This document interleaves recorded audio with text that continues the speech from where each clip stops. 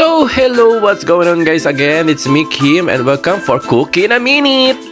And ngayon, ang niluluto natin ngayon ay cabbage with corned beef.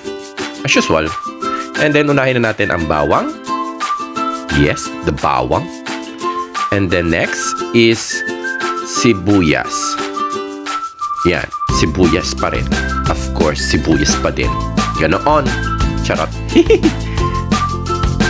And the next is corned beef. Siyempre, corned beef na. Corned beef na tayo. Corned beef pa rin. Go! And then, pagkatapos, lagyan natin ng tubig.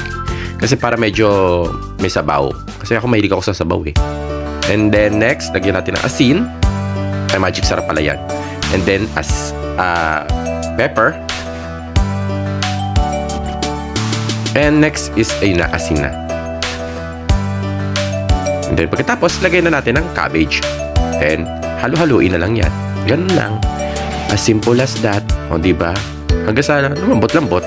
Kaya, and voila! Yan na siya! Luto na. So, yun na. Thanks, guys. Bye! Mwah, mwah.